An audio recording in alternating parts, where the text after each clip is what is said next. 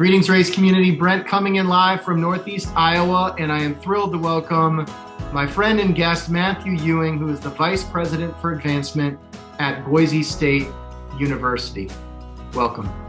Thank you, Brent. I got to tell you, I've listened to your podcast, and with our long-term relationship, I've been looking forward to this discussion for a while. Well, you're in the hot seat now, so no listening today.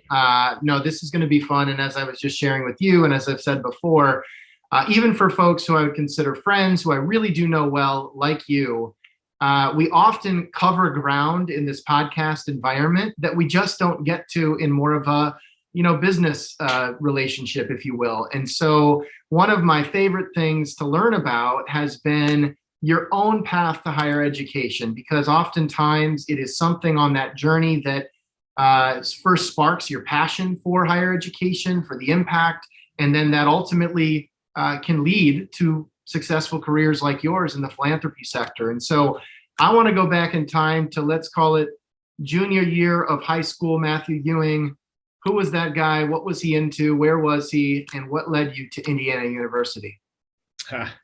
Junior year of high school. So that's in Tell City, Indiana, Brent. I'd be shocked if most of your listeners. When we all visit Tell City, what are the top two things we need to do?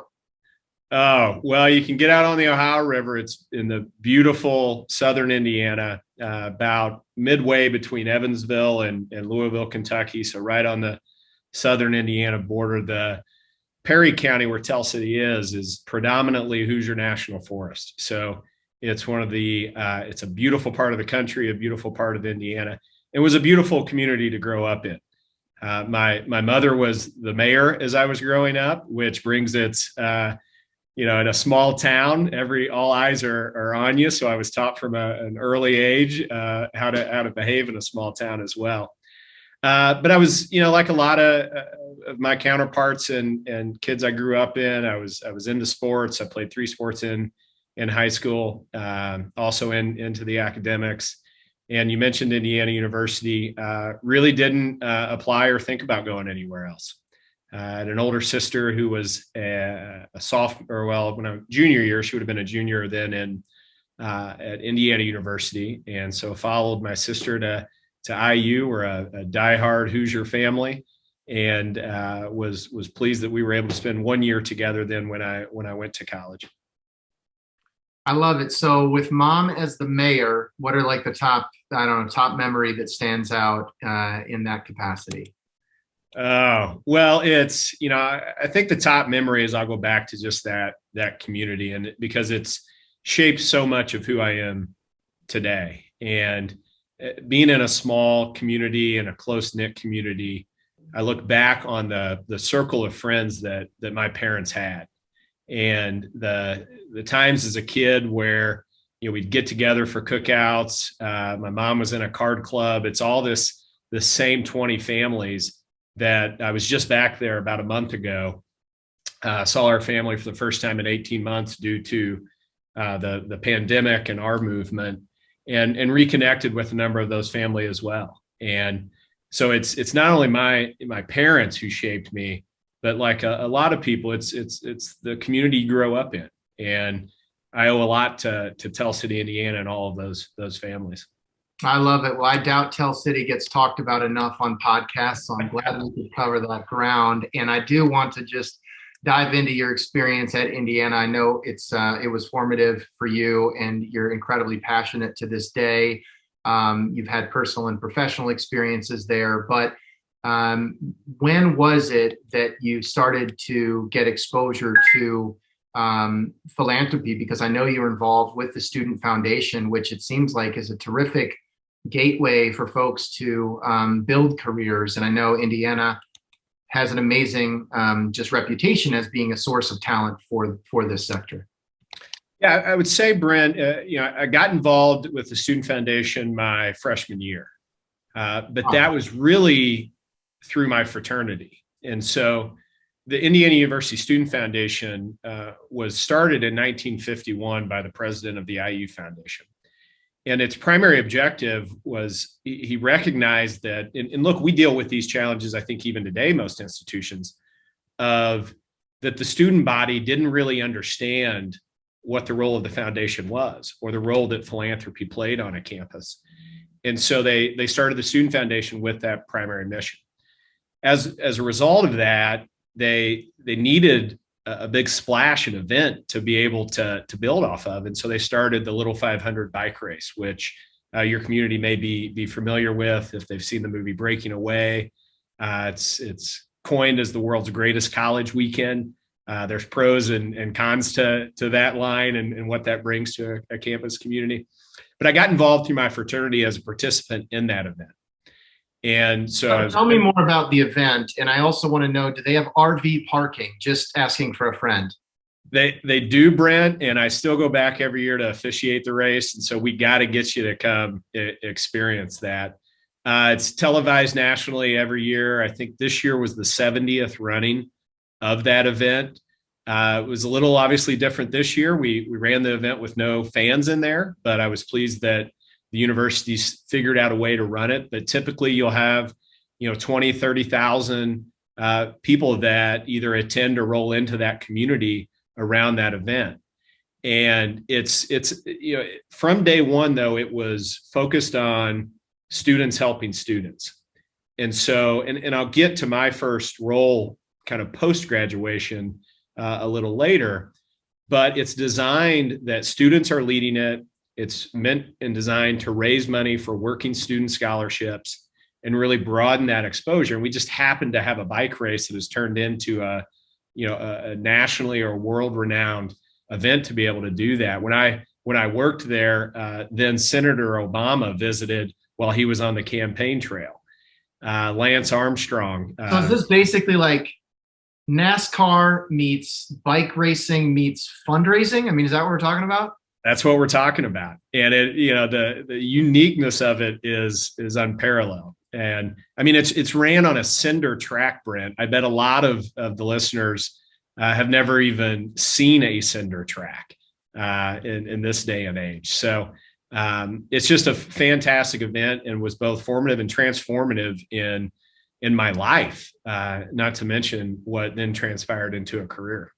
Well, favorite memory of the Little 500, if you had to pick one? Probably in 2001 when our fraternity won the race. And the friends that the bike team is almost a fraternity within a fraternity. I was not on that winning team. I was a part of the team, but all 12 riders and the probably 30, 40 alumni that are still committed and a part of that. Winning it was a vehicle for that excitement, but the friendships and the really lifelong friendships that are spawned out of that event is just amazing. So it's this beautiful bike race that accomplishes so much in terms of its impact, not only on the university, but those alumni. Well, I think it's an amazing example, especially after the last year, when we think about, what are the experiences that maybe we can scale more effectively digitally, or, when does it make sense to go back and do that event in person? I'm obviously a champion for trying to scale digital experiences as much as possible. But I think what you just described with the Little 500 is reflective 100% of the kind of experience that we absolutely should continue to lean into, where you have the intersection of one, amazing relationship building, genuine fun and good times and great vibes, while also being able to work in strong impact in the short term that I know generates revenue for a great cause, but I'm sure it also builds lifelong connections that can support major gift or planned giving outcomes years and years after the participants got exposure to the Little 500. Yeah, and I'll draft off that last comment, Brent. Towards the tail end of my tenure at Indiana University, as we were looking at our next campaign, as we brought in a team to assess the organization and prepare for that, we were looking at alumni participation. And I won't quote Indiana's alumni participation rate right now. I'm not familiar with it, but like a lot of large publics, was not a shining piece of a statistic you would like to show. But when you compared that to the alumni participation of those that went through the Student Foundation, it pushed upwards to 80 and 90%. And so it speaks to the role that things like that and the complete ecosystem of a university, depending on where that student connects into, and the role it plays not just in the immediate return on that investment, but the long-term investment or return on that investment for an institution.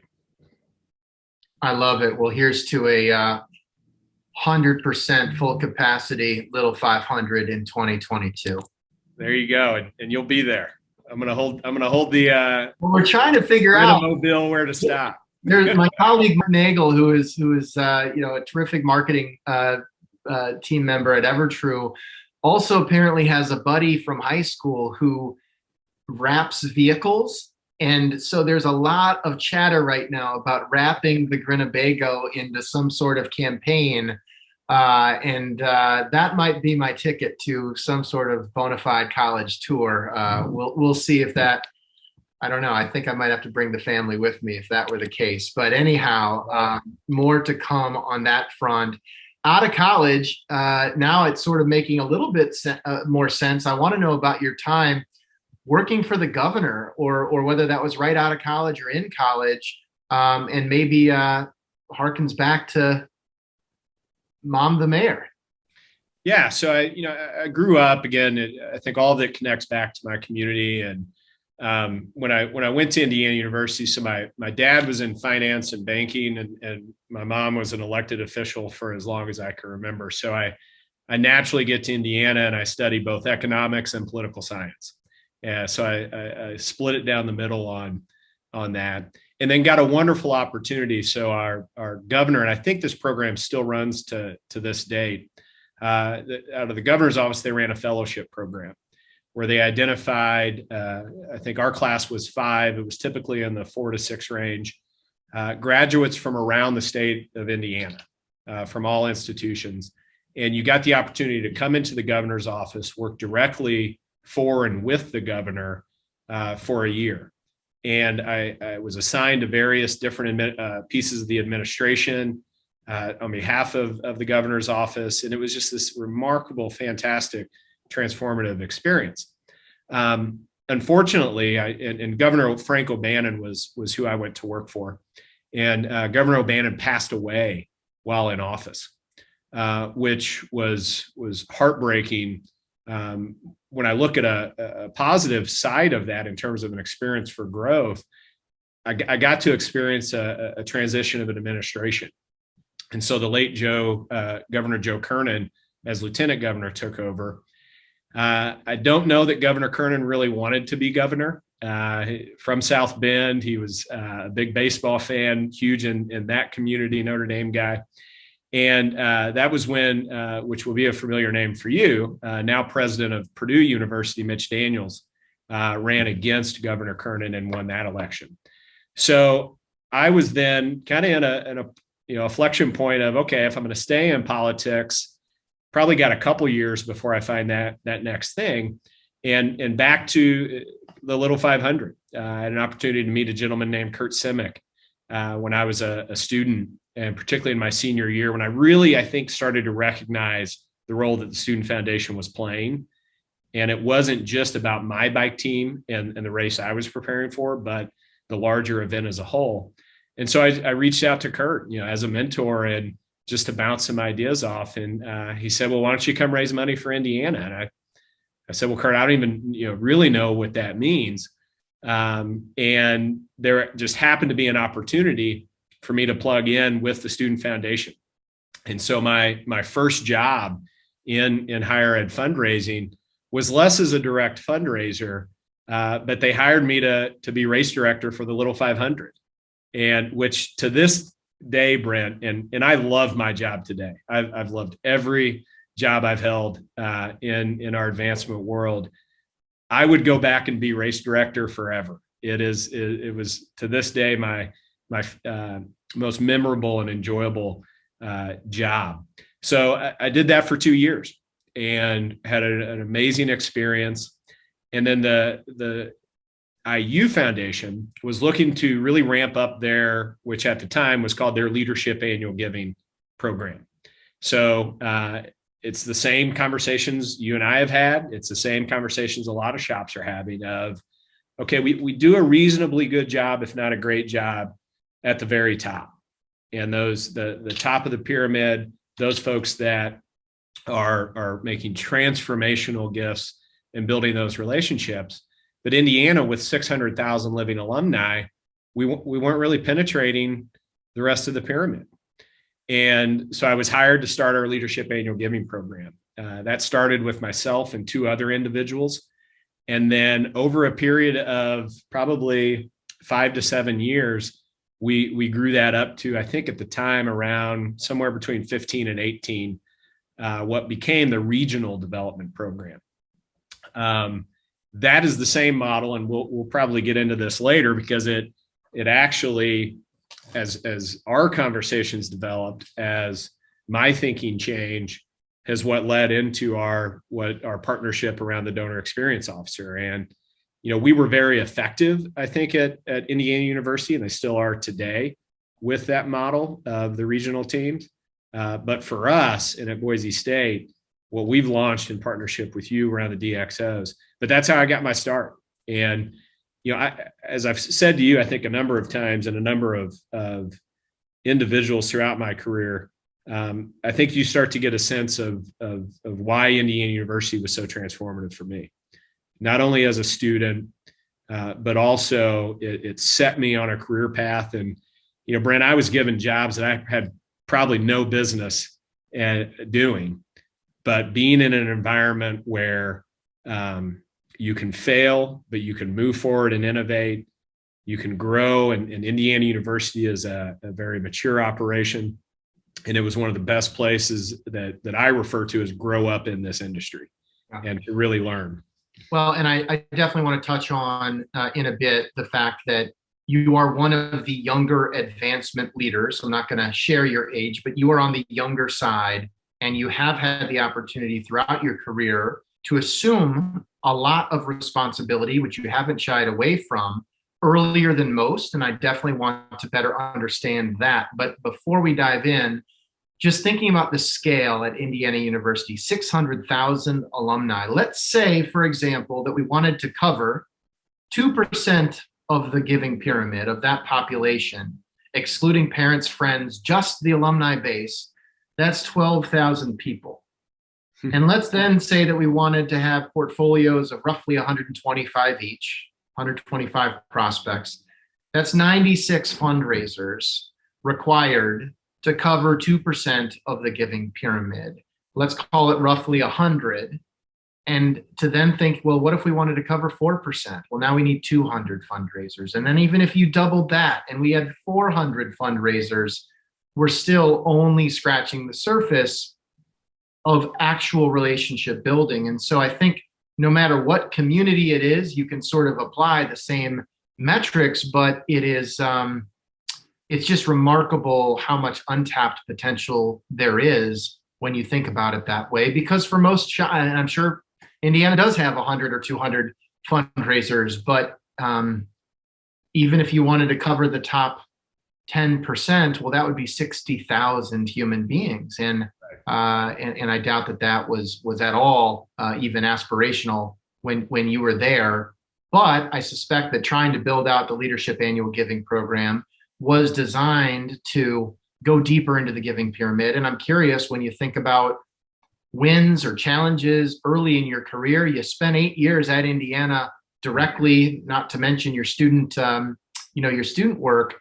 But what were some of the highlights or maybe formative early experiences in direct fundraising where you started to really feel like things were clicking? Yeah, I think back to, and we got a new president during my time at the foundation, Dan Smith, who recently retired. And as a part of that, I think back to, we had a budget process. And again, I was fairly early in my career, but I had to go present to our new president, Dan Smith, and the rest of the executive leadership. I will ask, how old were you then, roughly? Roughly probably 31. Well, yeah, probably around 31. Okay. And, so I go in and I'm presenting my budget for the year. And level of nerves going into this, like off through the roof, or you're cool, calm, collected? I think I like to think my presentation was cool, calm, and collected, because I'll give you the punchline at the end. But internally, I probably fretted for days making sure I had all my ducks in a row and well prepared to go do that with a new leader, but also the rest of the executive team there. And we were asked to envision, okay, if we were going to increase our budget by 10%, where would we invest that, and what was the ROI that we were expecting to have?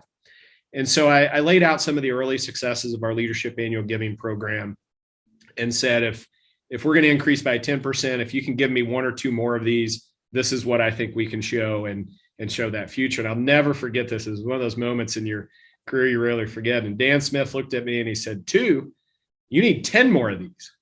And so I walked out of that meeting with the charge then to go hire immediately 10 more leadership annual giving officers.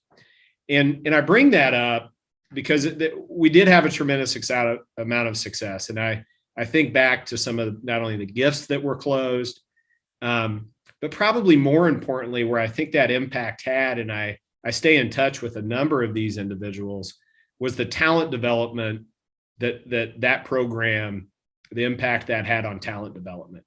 And where now those people that I've hired. Were they? Like, who were those 10 folks you hired or members of your team, and where are they now in the Indiana family tree of philanthropy? Yeah. So Rebecca Mormon, who I hired at the time, now is married. She's running the women's philanthropy program at Indiana University. Molly Giles is a lead fundraiser for the museum in Indianapolis.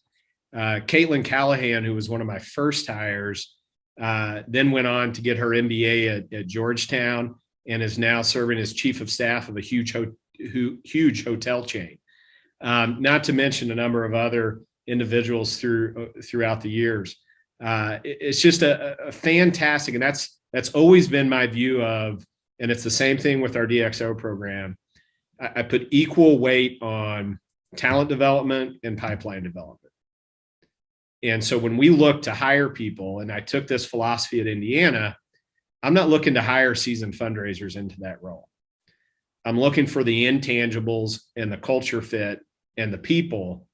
We can teach them how to be fundraisers.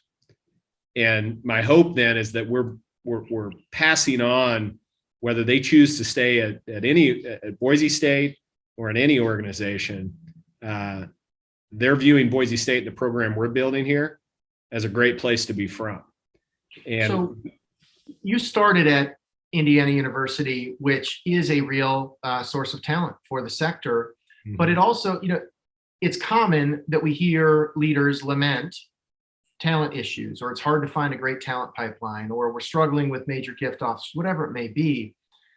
But at the same time, you're sitting on college campuses that are the source of talent for all of the leading companies in the region, whether you're in Boise, whether you're in Indiana. And so it does seem like, better than most, Indiana has created that student to young fundraising professional talent pipeline. Maybe that was partly related to your work. Maybe it's because of the Student Foundation. But is it fair in saying that Indiana has done that better than most? And what is holding back other institutions that you either worked at directly or have exposure to from doing the same thing? I don't know that I can say Indiana University has done it better than most. I just don't have the exposure into other universities, but they do it very well. And look, I played a small part in that. I mean, if I look back, I'm a sports guy. I love sports, and you look at whether it's Nick Saban's coaching tree or Coach Peterson from Boise State and the coaching tree there.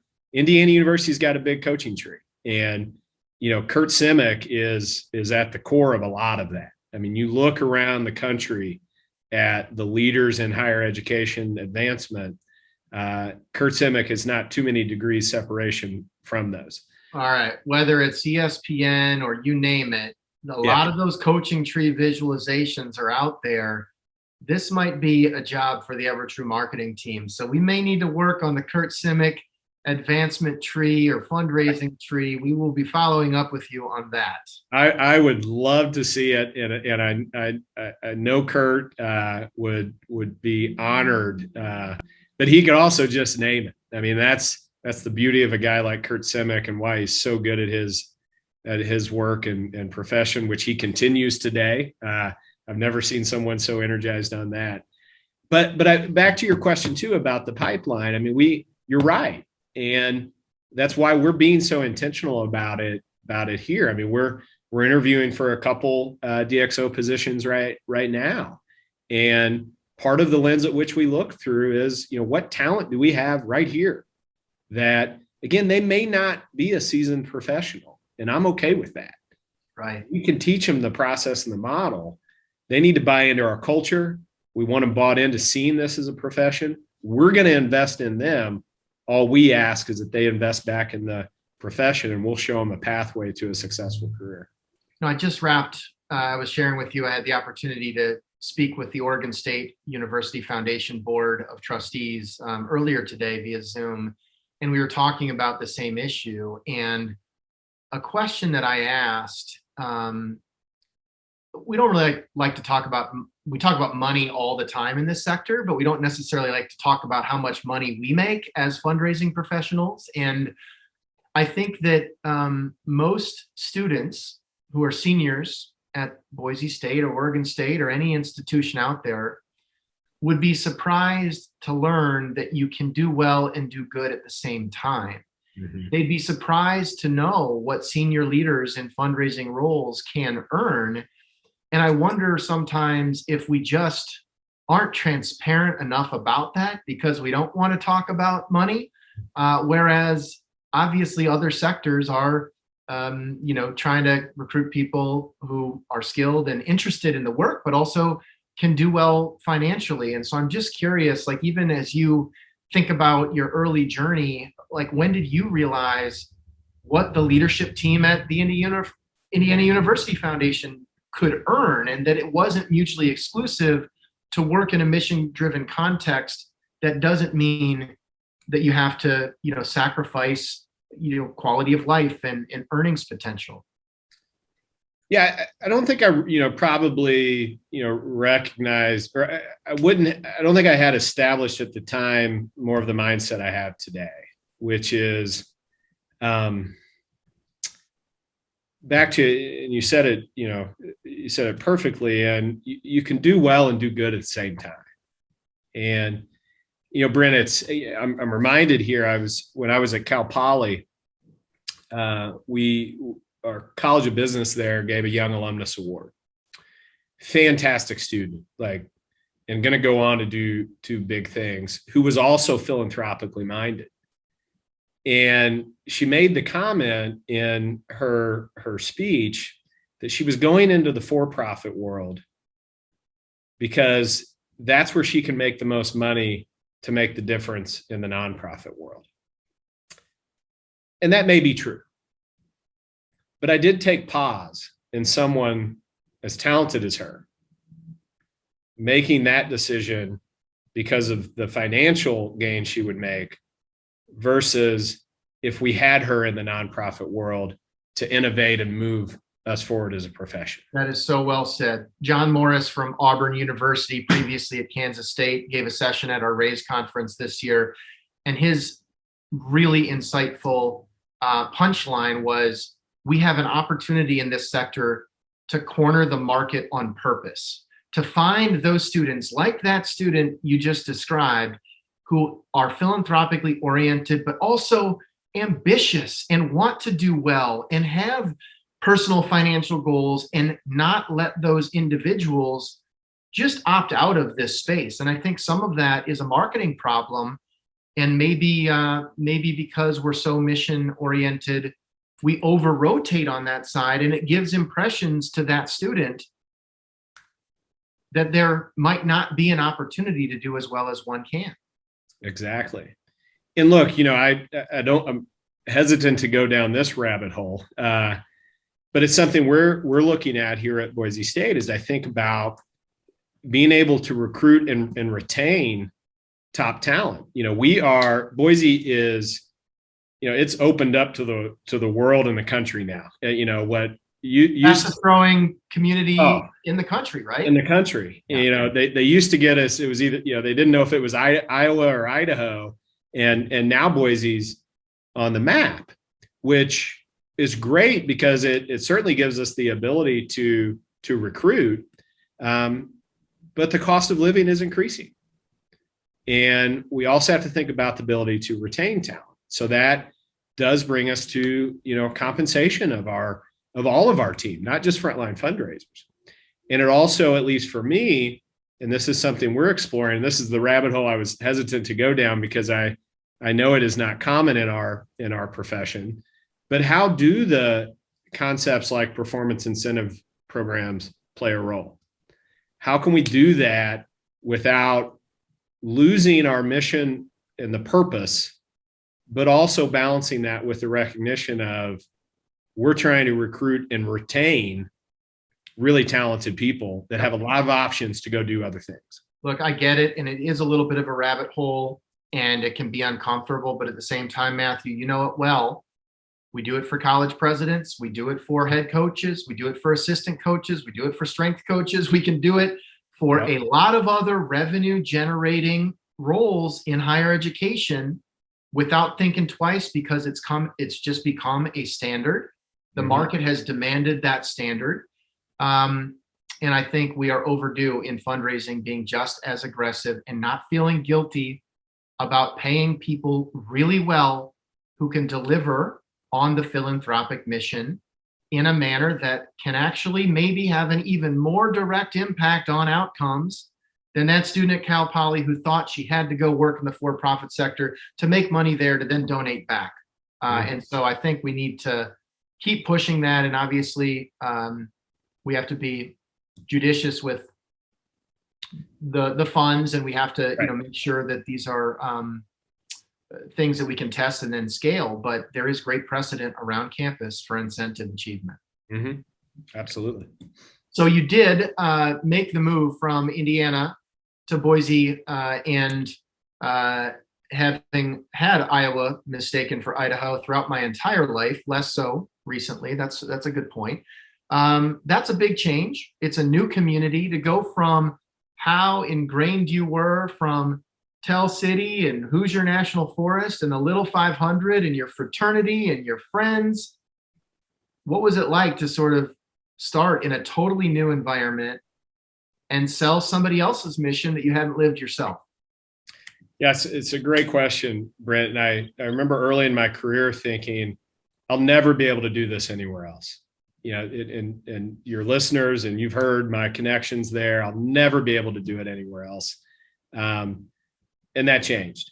I was fortunate to work at Indiana and grow up through there. And what I also appreciated about the people that I worked for at Indiana in nurturing that growth for me, I reached a point where I knew I was either going to be a lifer there, and those more aspirations that I had, both in terms of experience and challenges for me personally, probably could have happened there. But I was ready for that next step, or at least felt like I was at the time, and had gracious leaders and mentors there that actually helped connect me to Boise State. And the biggest sell initially was probably to my wife, Vanessa, when she said, "Wait, Idaho? Where are we going?" But I'll tell you, our first trip out here, and it's no surprise that it's become one of the fastest growing cities in the country. We fell in love with it immediately, and not just the topography and geography that fit with our personal lifestyle, which again, I'll use as a little bit of Chamber of Commerce selling here to folks that are listening and that may want to look at Boise State. How many places can you ski and play golf in the same day and not drive 30 minutes to do it? Isn't there a name for that? What do we call that? I thought Gordon had a name for it. But yes, I was going to ask you about skiing and golfing in the same day with 30 minutes because I'm so indoctrinated now. I'm a believer But those of you who haven't experienced Boise, it really is an amazing, amazing little town. And I do love Des Moines, but it just doesn't have much on Boise as it relates to the natural resources. So we fell in love with it immediately, and I say we. My wife is very much a partner in our work. I joke, if she didn't have her own career, I'd hire her to be a fundraiser somewhere, because she's fantastic at it and a great partner. So, but what I'll say about Idaho, and particularly the constituents base that I work with, and our alumni and supporters and friends of Boise State, is it reminds me a lot of the Midwest. Hardworking people, practical people. They open their doors, and Brent, from day one when we moved here, those doors were open, and we were welcomed in this community, and really established and built not only fantastic professional relationships, but very deep, strong personal relationships as well. And so spent 5 amazing years here on my first time at Boise State. And a part of that then professionally was when I talk about aspiration, it was more of, I was ready for a challenge. And Indiana, again, being a very mature operation, I felt like I needed a challenge to go to a little less mature operation, see what pieces of that playbook worked, but also open and expand my horizons and opportunities to look and say, how can we do things a little bit different at the same time? And where Boise State was in its maturity and growth, it was the perfect place to come do that. At the same time, you had an opportunity to then, when you were at Boise State serving in sort of the AVP for development role, the opportunity arose to lead an organization for the first time as both vice president for development and CEO of the Cal Poly Foundation in San Luis Obispo in California. And I will say, many of our listeners know that my family and I spent 10 months and we did 12,000 miles in 33 states in our RV during the pandemic. And when people often ask, what were some of your favorite places? We had an unbelievable time at Pismo Beach, which is really close to Cal Poly. You went there and you left. Not an easy place to leave. Tell me more about it.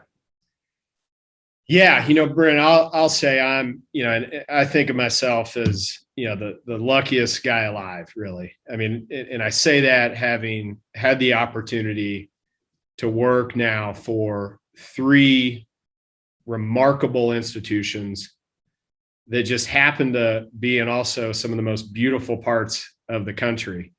But also the opportunity to work with 3 remarkable leaders at each of those, really 4 under 2 presidents at Boise State. And so, it's a small advancement world, this Brent. So one of my mentors, Marty Heil, who is at Michigan State right now, I worked for her at Indiana University. She was, while she was at Michigan State the first time, our president at Cal Poly, Dr. Jeff Armstrong, was a dean at Michigan State. And so they got to know each other through the fundraising efforts in the College of I believe, Animal Science and Agriculture. I may be getting that wrong at Michigan State. But then Jeff went on to be president of Cal Poly. And Jeff had made some changes with their vice president for advancement and had decided, interestingly, to not fill the position for a number of years. And I think it was the right decision at the time. Jeff is a remarkable fundraiser. It's a high priority for him. And they also had strong leadership at their foundation board level. But they reached a point where they were looking to launch the public phase of their campaign. And Marty reached out to me to see if I'd have a conversation with Jeff about that opportunity. And so much of what, I was in that AVP role here. I'd spent 5 years. I felt like I'd kind of built that to where I could in that role. And this opportunity presented itself to go actually orchestrate and lead the public phase of a campaign for Cal Poly. So I would say the combination of initially what really drove our decision to move down there was the strong leadership that I saw in President Armstrong and Bill Swanson, who chairs their foundation board. And then also that personal challenge to say, okay, this is an opportunity for me to go lead a campaign and help orchestrate a team to accomplish that. And they closed that campaign last year. It was the largest and most successful fundraising campaign in the California State University system. And so that team, the president, all throughout the organization, did a remarkable job in that fundraising effort. Matthew, can I just ask you, let's talk about Marty Heil for a minute, because I think it's reflective of, it's one thing to work with someone. It's another thing to work with someone and have strong mutual respect. And it's yet another thing to do that and maintain that relationship. And so I'm curious, as you've already referenced the coaching tree or the fundraising tree, now you're talking about, what if Marty Heil hadn't thought of you when talking to Jeff? You were clearly on the short list of potential referrals, which ultimately in such a tight-knit sector, your reputation is sort of the only thing that matters because everybody knows everybody. Mm-hmm. How intentional are you when you think about your own fundraising tree, folks you've worked with and referenced on this call, folks like Marty Heil? It's almost like your own portfolio in a certain regard. And when you think about maintaining those professional relationships, some of it maybe just happens ad hoc, or you see somebody at a conference. But maybe especially over the last year, do you have a philosophy on that, or how intentional are you about maintaining those relationships? Probably not as intentional as I should be. I think a lot of it is the kind of the point in my career right now. As you mentioned at the beginning, I'm still fairly young in my career, and particularly to now have served in this vice president role at two universities. That the coaching tree up that I was a part of was those connections and I mean the mentorships, the conversations there.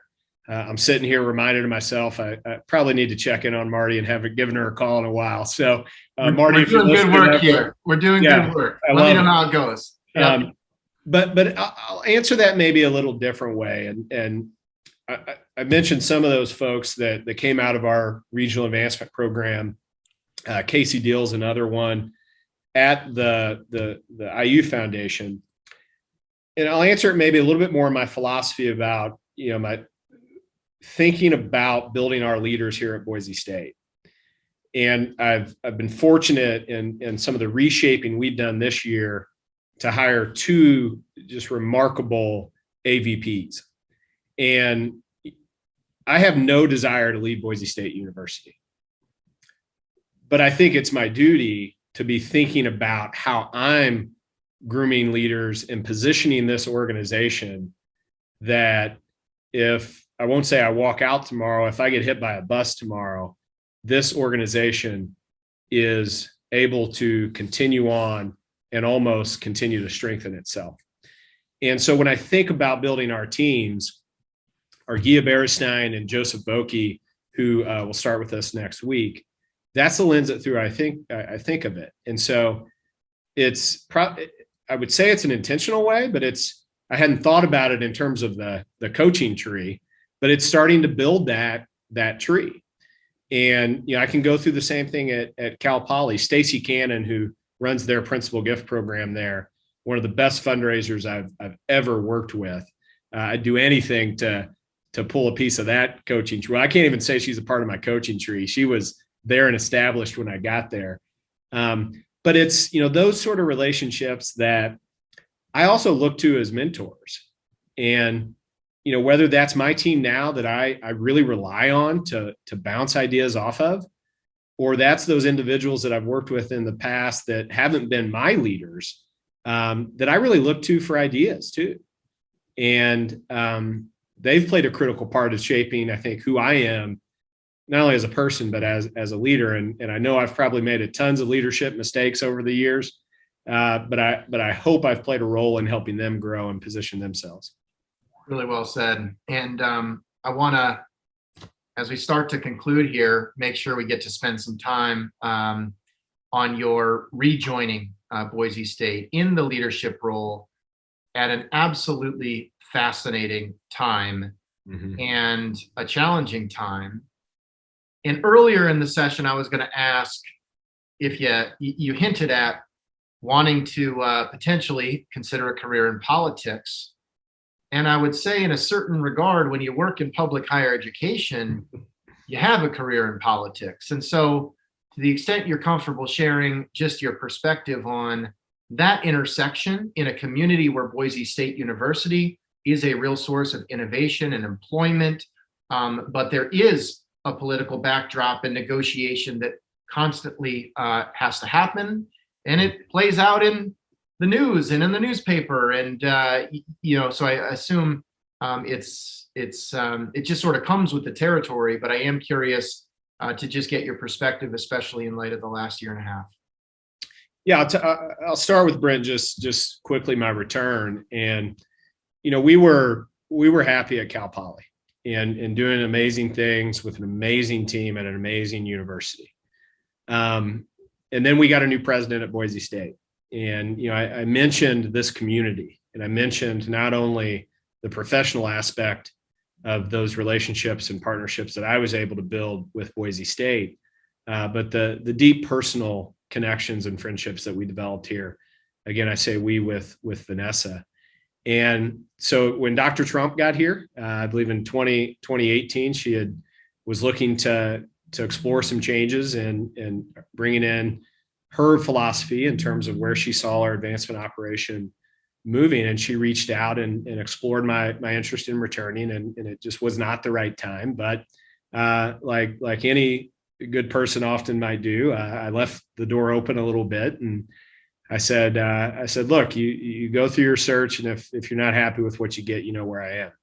And probably 6-8 months later, that came in. And I think my wife, who also deeply loved our friendships at Cal Poly and in San Luis Obispo, was eager to return to Boise State. And I would say that we were eager to return here. I then started in January of 19. And that was an interesting time as we then fast forward end of January, about 6 weeks later, when January 20. I'm sorry, yeah. My apologies. Yeah, correction. January. No, we've all wiped the last year out of our minds. So I get it. It felt like 2 years. Right. So January of 20. Thank you, Brent. Fast forward 6 weeks later, we're sitting in our exec team meeting, and we make the decision in March to shut down the university, like a lot of universities did. Not shut it down, but pivot in terms of how we needed to operate given the pandemic. And as a result, send all of our advancement team remote. So your listeners and you can probably appreciate the challenges that comes for anyone in the organization, but particularly as a new leader coming in that is reshaping the organization, setting a very different vision and direction, and doing that with your teams 100% remote.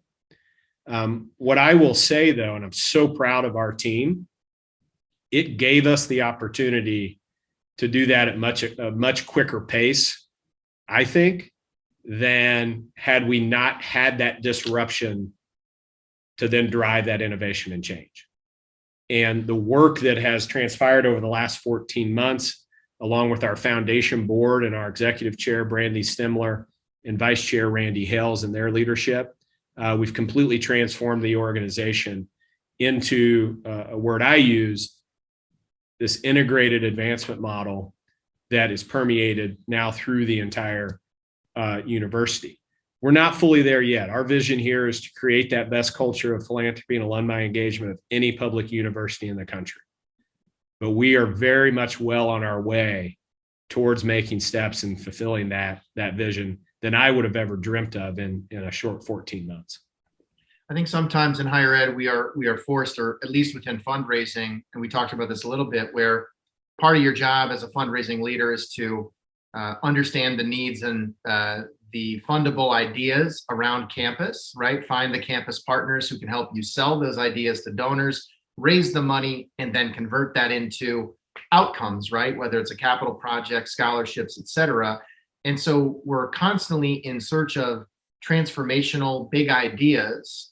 I'm sure Dr. Tromp is focused on that as well. But that doesn't always apply to the actual fundraising organization itself. It's like everybody else gets to have transformational ideas, and we'll go out and raise 7-8 figure gifts to go fund them. And we have to stick with our budget and sort of move things around on the margin. And it sounds like, in combination with just the disruption associated with the pandemic being a catalyst to really accelerate some of the ideas that maybe you wanted to push anyway, but also in your case, a board that it seems like has really been seeking bigger ideas, seeking a new vision, challenging you to challenge them. And that's pretty rare. Yeah. Like I said, I said it earlier, I wake up every day as the luckiest guy, and at least I feel that way. And to have fantastic board leadership really throughout the entire board, as you said, challenging us and pushing us to think in a different way. And our board historically, I won't go into the weeds of that, had really, been looking, functioning as a fiduciary and governing board, which is very much a part of what a foundation, the role that they have to play, but a desire to be a true partner in how we were going to generate and move the philanthropic arm of the university. And that reshaping, not only internally within our advancement structure, but also within the board to be able to position to do that. In August 7th, it's our next quarterly board meeting. We've completely overhauled that meeting structure. Less time. Most of that fiduciary and governance work happens in the committee. There's real business that has to happen there, but the bulk of that meeting being driven around fundraising. And how can we bring in our deans? How can we bring in the other leadership in the university to engage with our board members around those big ideas that ultimately they want to be a partner in funding? And so I'm over the moon in terms of the leadership, our team, and the place that we've gotten to in 14 months. Look, there's a lot of work to do, Brent. I don't want to sit here and act like there's not, but the position we're in to capitalize as we look towards the future and the role that philanthropy is going to play at Boise State is really strong right now. And I know one of the things you did early on in your tenure was start to codify just some principles that you could then sell to the board or frame your vision with the board. And maybe we can, as we conclude, just talk quickly about those pillars, if you will. I know you've talked about talent, you've talked about data, strategy, technology. I'm probably not doing them justice, but why don't you just sort of help summarize for our listeners the case that you've made for what I would call pragmatic innovation, pushing new ideas, but not doing so at the expense of delivering results in the short term. Yeah, it really started with, and this, look, Brent, this isn't, rocket science. I'm not an engineer, but most challenges and opportunities I look at, I reverse engineer those and say, okay, what are we trying to accomplish here? What structure and framework do we need to have in place to be able to do it? And then let's go get, and this is a line that I think I stole from you, Brent. Okay, then how do we need to align the strategy, the talent, and the technology to be able to execute on that? And the first step was really getting the board and our president and leadership, which these discussions happened before I even came back. Part of what I wanted to understand was the philosophy that I was going to bring, did that align with board what you wanted and president what you wanted? If it does, great. If not, I'm probably not your guy. But those conversations started really early on, which kind of greenlit and opened up that pathway for us to drive that change. At an organizational level, we're really focused on three things here. The first is our people. And as a component of that people, it's really a mindset shift for the existing staff that we have and our partners on campus and the folks that we recruit and look to bring in our organization. And that's around creating very empowered, high-performing individuals. One of the things we often talk about is, where we look for ideas and whether that's within our own profession and advancement in higher education or more of the for-profit and corporate sector. And one of the things I love from Netflix is that culture of freedom and responsibility. And so with that brings, when we talk to our team and shifting that mind, a lot is about trust. Netflix talks about, we're hiring fully functional adults here. We're trusting you to do your job. With that trust, though, becomes that self-discipline to be able to execute on it. Because at the end of the day, we are not only a mission-driven institution, but we have a service to provide back to the university. And so we have to be held accountable for those pieces.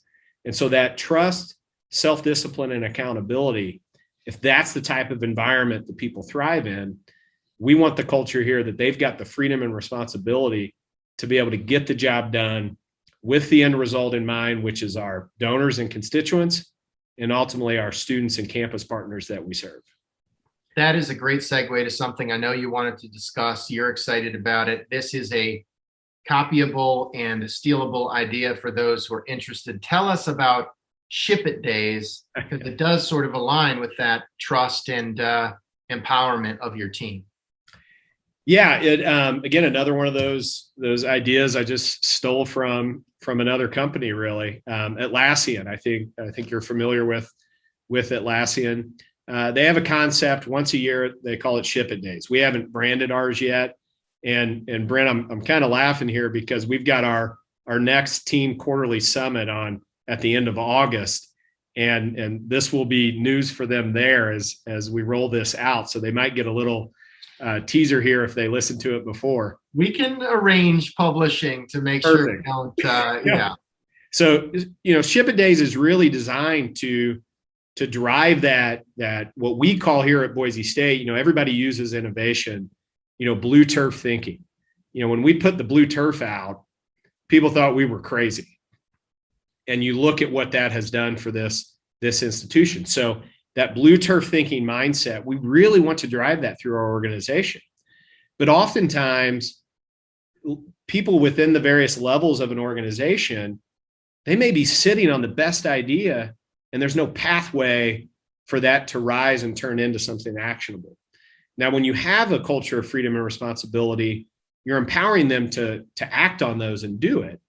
But as we're building that culture, it's copying from Atlassian, we're going to start our first Ship It Day at the first of the year in 2022, which is it's very simple. We're going to tell our team they have 24 hours to work on any problem they want. They can collaborate with individuals within our organization. That might mean they pull in individuals from campus. It may be things that are, to our day-to-day profession or strategy. It may be as simple as, gosh, the coffee here is terrible. There's got to be a better way. I don't care. I want great ideas that are going to build the type of organization and align with our strategy going forward. And then oftentimes these great ideas will bubble up. Well, we don't have the resources to do that. And then teams can feel deflated. So we're going to double down and create some seed money. And at the end of those 24 hours, everyone will gather, and I'll pull together a panel, and they're going to pitch their ideas. And we're going to invest in one of those ideas to move forward. It may be a big idea. It may be something that they just needed to move another idea forward. But again, it's designed to I'd rather have 1,000 ideas and we find one nugget, but I also want the culture here that folks feel empowered and inspired every day to figure out how they can do their job better and move this organization forward. And we hope that's a part of our culture, but we hope our Ship It Days starts to bring some of those to the forefront.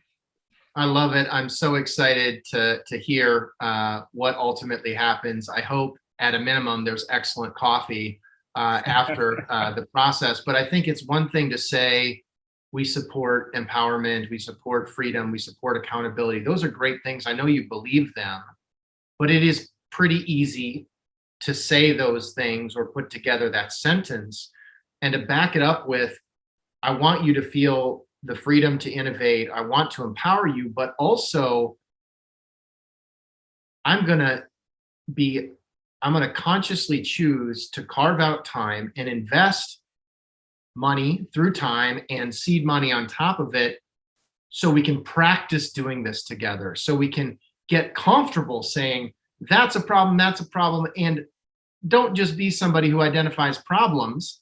We need solution-oriented people. And it is really hard when you're in a leadership role like mine every time, every day I could be inundated with problems. It's fine. I want to know the problems, but also bring an idea. And if that means money, time, resources, we can talk about it. So cannot wait to see what comes of it. Maybe they're called Blue Turf Days. I don't know. I like it. I like that. The blue turf thinking there. I love that. All right. The other two pieces real Please, quick, Brent, in terms of our, really from at a leadership level, but also cascading through the entire organization, and our foundation board has bought into this. Again, I mentioned the people, and that's where we start to build that culture of empowerment, but then the organization itself. And, my longer term vision, and I think the vision of our leaders here, is to make Boise State University and its advancement operation the best professional experience that anyone has. And if that person works here for 30 years and retires, my hope and my goal is that person looks back and says, I never left because I was excited every day and challenged every day, and I went home every day knowing that I made a difference. Or if that person leaves, which will have happen. And I look at that as that's okay, because then organizations are looking at us and they know that if I'm hiring and recruiting someone for Boise State and I'm unable to keep them, they look at us as the great shop in the organization to come from. It's going to make your coaching tree look better too. That's what we start to build. And if we can accomplish those two things, then the third piece, which is we prepare to look at and evaluate what the next big idea and big comprehensive campaign for the university is. If we can accomplish those first two, then number three in executing on that campaign is a natural piece that starts to then develop, because we've got the right talent, we're innovating, we're bringing a blue turf mindset, we're aligned though. And what's important, Brent, it can't just be innovation or ideas for ideas' sake. If those are going to work, your organization has to be very sound in its direction and the strategic framework that drives that. And as long as we're aligning to that strategic framework, and at the end of the day, we're doing the best thing for the donor, the parent, the student, or our campus partner, we're going to move on those ideas and move this organization forward. It's such an exciting time because you've got the infrastructure, the framework in place, the support of the board.